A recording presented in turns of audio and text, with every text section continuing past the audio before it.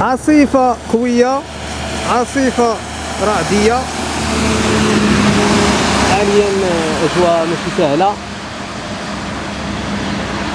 أجواء ممطرة.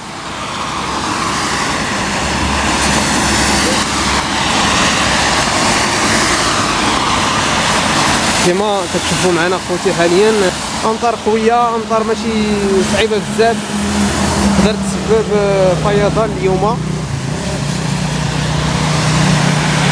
كما كتشوفوا معنا. حاليا ما بعيدش على مراكش.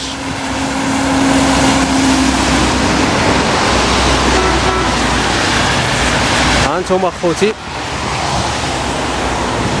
دابا حاليا امطار شنو السبات، ها هي سبب الامطار دابا حاليا.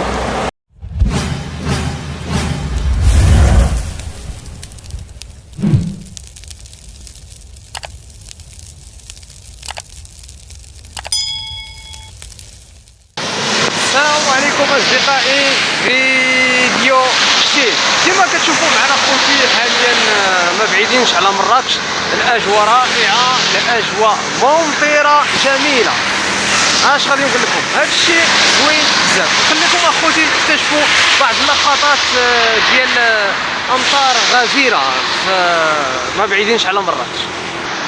ها انتم اخوتي كما كتشوفوا معنا هذا المكان كتنزل الامطار غزيره، دازت قبيله الشتانه والعاصفه قويه. وانتم اخوتي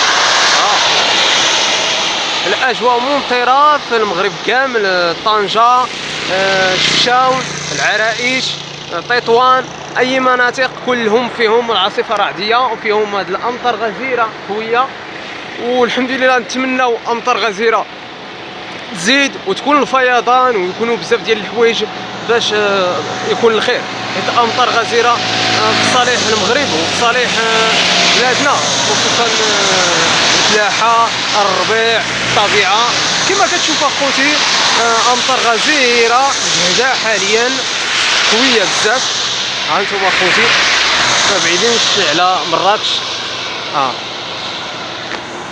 شوف اخوتي، شوف الطريق كلها عامره بالماء. ايوا الله يجيب غير النفع.